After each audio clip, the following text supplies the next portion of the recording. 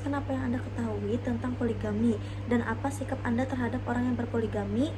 Jadi, poligami adalah praktik pernikahan di mana seseorang memiliki lebih dari satu pasangan hidup pada waktu yang bersamaan.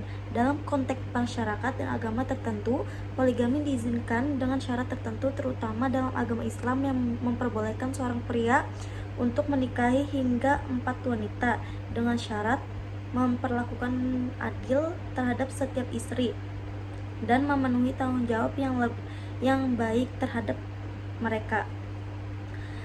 Adapun poligami dalam perspektif agama dan budaya. Dalam budaya Islam, poligami memperbolehkan tetapi dengan sejumlah ketentuan yang ketat. Dalam Al-Quran, Surah An-Nisa ayat 3 menyebutkan bahwa seorang pria boleh menikahi lebih dari satu wanita, namun hanya jika ia dapat berlaku adil kepada mereka. Jika tidak mampu berlaku adil, maka sebaiknya menikahi satu saja. Adapun budaya, yaitu poligami juga terdapat dalam beberapa budaya di seluruh dunia, baik di masa lalu maupun di masa kini. Beberapa masyarakat di Afrika, Asia, dan Timur Tengah memiliki tradisi poligami yang kuat. Pandangan sosial dan etikanya, kita bisa bersikap terhadap poligami bisa melalui perspektif sosial, budaya, dan agama. Di beberapa negara, poligami dianggap sebagai hak pribadi atau tradisi yang harus dihormati, sedangkan di tempat lain poligami dipandang negatif karena dianggap merugikan wanita atau bertentangan dengan prinsip kesetaraan gender. Adapun menurut pribadi saya berpendapat bahwa poligami harus dilihat dalam konteks yang lebih luas, termasuk kemampuannya untuk memenuhi tanggung jawab sosial dan emosional terhadap pasangan-pasangan tersebut. Poligami yang dilakukan dengan niat yang baik, kejujuran, dan penuh tanggung jawab mungkin berjalan dengan baik. Namun praktik poligami yang tidak adil, merugikan salah satu pihak, atau dilakukan karena alasan yang tidak tepat dapat menimbulkan ketidakbahagiaan dan konflik. Sikap terhadap poligami seringkali dipengaruhi oleh pandangan tentang keadilan, kesetaraan, dan hak-hak individu. Adapun soal yang kedua, yaitu jelaskan apa yang Anda ketahui tentang fundamentalisme, radikalisme, dan teorisme. Jadi, fundamentalisme, radikalisme, dan teorisme adalah tiga istilah yang sering terkait dengan ideologi ekstrim, tetapi mereka memiliki makna dan konotasi yang berbeda. Di sini saya akan menjelaskan tentang fundamentalisme dulu. Jadi, dia merujuk pada pandangan atau pendekatan yang sangat konservatif dan berpegang teguh pada prinsip dasar atau ajaran asli suatu agama atau ideologi. Fundamentalisme berusaha untuk kembali kepada pokok ajaran atau dasar yang mereka yakini sebagai bentuk otoritas yang benar. Di sini ada ciri-cirinya, yaitu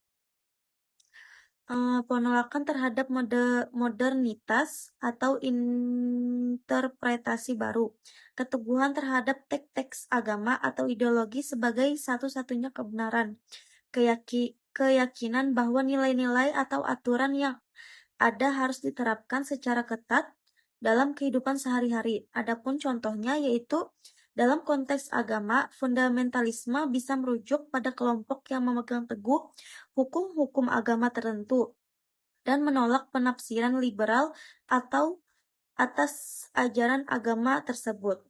Adapun penjelasan yang kedua yaitu radikalisme. Radikalisme ini adalah sikap atau paham yang mendorong perubahan yang sangat mendalam dalam tatanan sosial, politik, atau agama. Radikal cenderung untuk menantang atau menghancurkan sistem yang ada, baik melalui cara damai maupun kekerasan. Adapun di sini ciri-cirinya yaitu keinginan untuk perubahan sosial atau politik yang drastis dan cepat, kadang-kadang melibatkan kekerasan atau pembangkangan terhadap struktur yang ada. Tidak jarang radikalisme ini dipandang sebagai reaksi terhadap ketidakadilan atau penindasan. Adapun contohnya yaitu tidak selalu berhubungan dengan kekerasan karena bisa juga berupa gerakan politik yang menginginkan perubahan struktural dalam masyarakat seperti revolusi atau reformasi yang besar. Adapun pengertian yang tiga, yaitu terorisme, adalah tindakan kekerasan yang dirancang untuk menakut-nakuti, mengancam, atau memaksa orang lain agar tunduk pada kehendak pelaku, biasanya dengan tujuan politis, ideologis, atau agama.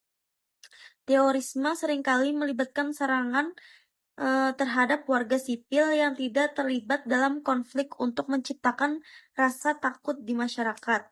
Adapun ciri-cirinya yaitu penggunaan kekerasan atau ancaman kekerasan untuk mencapai tujuan tertentu. Seringkali sasaran terorisme ini adalah warga sipil yang tidak terlibat langsung dalam konflik. Pelaku terorisme ini berusaha mengubah kebijakan pemerintah atau sistem sosial dengan cara yang penuh kekerasan. Adapun contohnya, serangan teoris bisa berupa bom bunuh diri, serangan terhadap gedung pemerintah, atau serangan terhadap kelompok etis atau agama tertentu. Adapun soal yang ketiga yaitu jelaskan apa yang Anda ketahui tentang pendekatan sosiologi dalam studi Islam.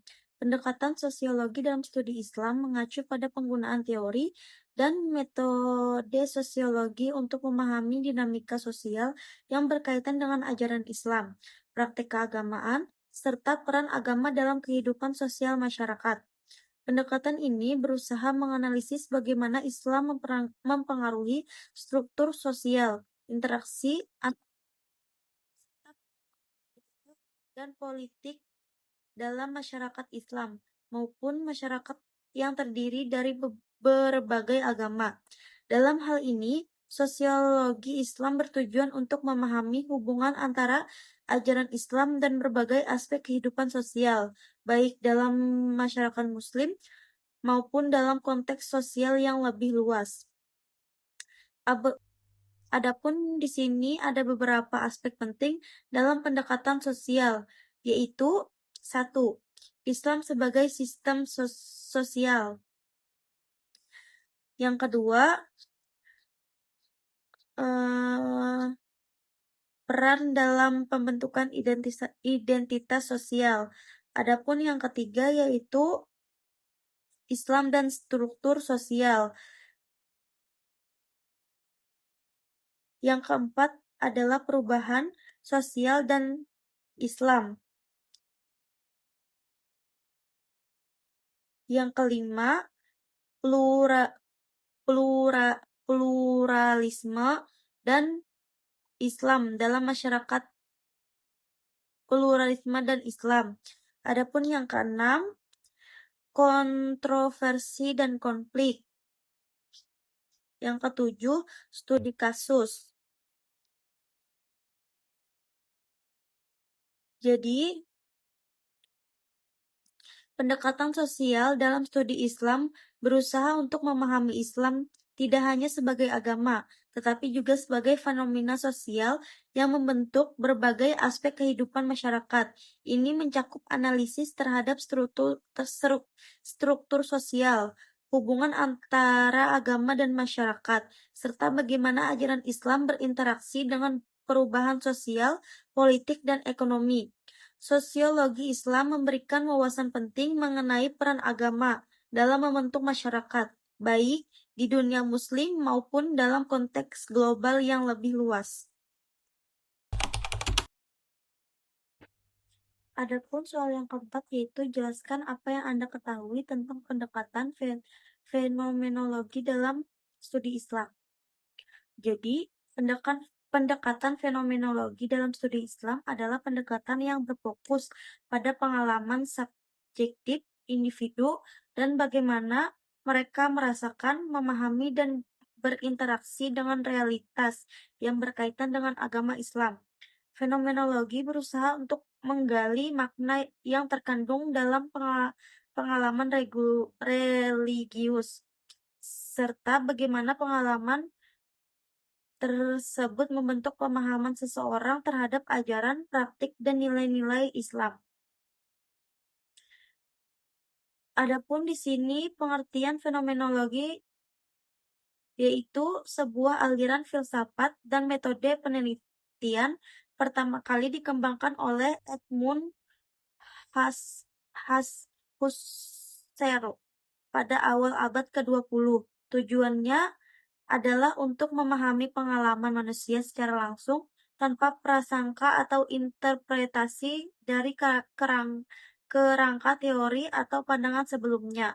Dalam konteks studi Islam, pendekatan ini digunakan untuk memahami pengalaman spiritual, religius, dan budaya yang dialami oleh umat Muslim dalam praktik keagamaan mereka, tanpa terjebak dalam penilaian atau penafsiran eksternal yang datang dari pandangan luar.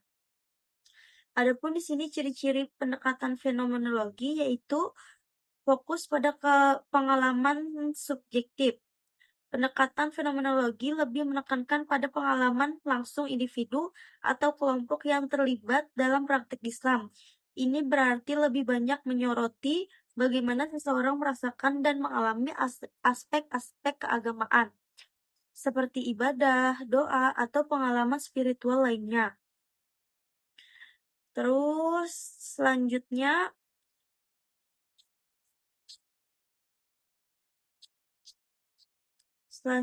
yaitu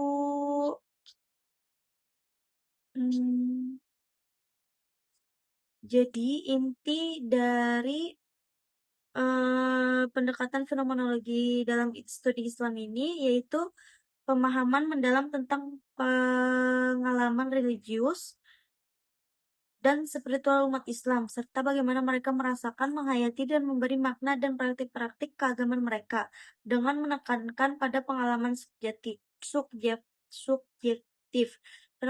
Fenomenologi menawarkan pandangan yang lebih pribadi dan otentik tentang bagaimana agama Islam dijalankan dalam kehidupan sehari-hari, serta bagaimana makna spiritual dibangun dalam interaksi antara individu dan Tuhan.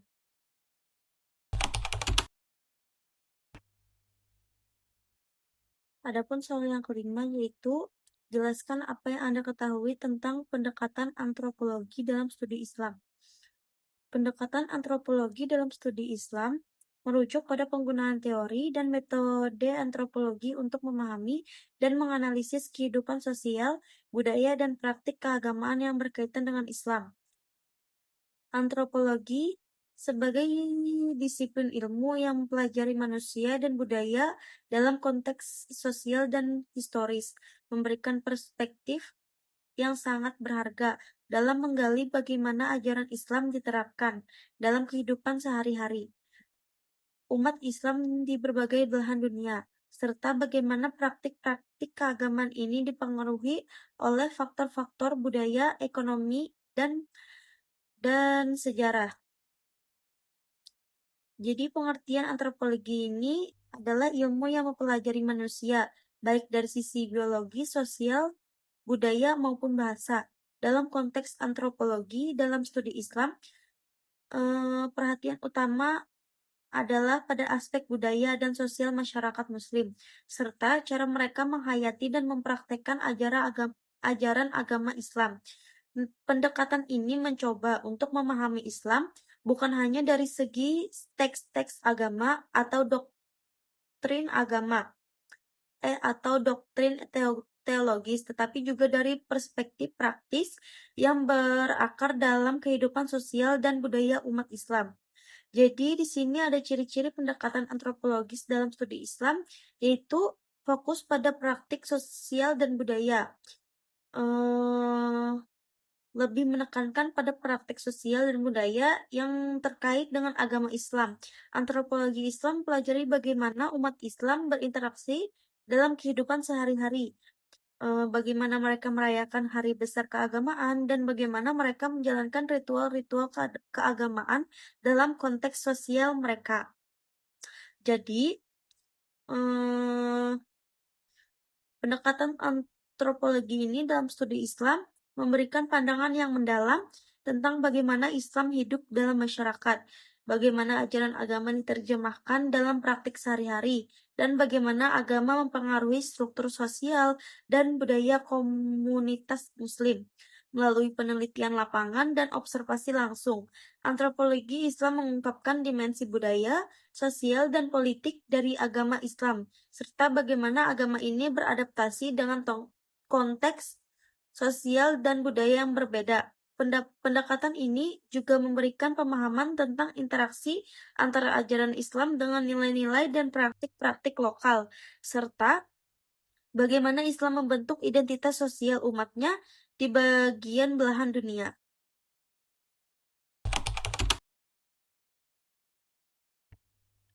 Adapun soal yang keenam yaitu jelaskan apa yang Anda ketahui tentang pendekatan psikologi dalam studi Islam. Pendekatan psikologi dalam studi Islam merujuk pada penerapan teori, konsep, dan metode psikologi untuk memahami berbagai aspek kehidupan umat Islam, terutama yang berkaitan dengan pengalaman religius, perilaku keagamaan, dan interaksi sosial dalam konteks ajaran Islam. Pendekatan ini bertujuan untuk menjelaskan bagaimana ajaran Islam mempengaruhi kondisi mental, emosional, dan psikologis individu, serta bagaimana ajaran dan praktik Islam dapat digunakan untuk meningkatkan kesejahteraan psikologis umat Islam. Di sini ciri-ciri pendekatan psikologis dalam studi Islam fokus pada aspek psikologis dalam keagamaan. Pendekatan psikologis dalam studi Islam mengkaji bagaimana ajaran Islam mempengaruhi kondisi mental dan emosional umat Islam. Ini mencakup berbagai fenomena psikologis seperti stres, kecemasan, kebahagiaan, harapan, dan perasaan bersalah yang terkait dengan pengalaman keagamaan. Mengintegrasikan ajaran Islam dengan teori psikologi. Pendekatan ini berusaha untuk mengintegrasikan psikologi Barat dengan nilai-nilai dan ajaran Islam, sehingga menghasilkan pemahaman yang holistik dan relevan dengan konteks kehidupan umat Islam. Misalnya, konsep-konsep psikologi seperti self-esteem atau harga diri, emosional religius, regulation atau pengaturan emosi, dan coping mechanism atau mekanis penanggulan stres bisa dipadukan dengan ajaran-ajaran Islam seperti tawakal, berserah kepada Allah, dan sabar. Jadi di sini pendekatan psikologi dalam studi Islam memberikan pemahaman yang mendalam tentang hubungan antara agama dan kesejahteraan psikologi atau jiwa, dengan menggali bagaimana ajaran dan praktik Islam mempengaruhi kondisi mental dan emosional umat Islam. Psikologi Islam berusaha untuk mengintegrasikan panduan spiritual Islam dengan konsep-konsep psikologi modern untuk meningkatkan kualitas hidup individu. Pendekatan ini berfokus pada keseimbangan antara dimensi spiritual, mental, dan emosional, serta membantu umat Islam mengatasi tantangan psikologis dengan prinsip-prinsip agama yang memberi harapan, ketenangan batin, dan kedamaian. Adapun di sini yaitu soal yang terakhir, yaitu nomor 7. Jelaskan bagaimana cara membentuk keluarga Islami dan masyarakat yang Islami. Jadi membentuk keluarga Islami dan masyarakat Islami adalah sebuah proses yang memerlukan usaha yang konsisten dan berlandaskan pada ajaran-ajaran Islam.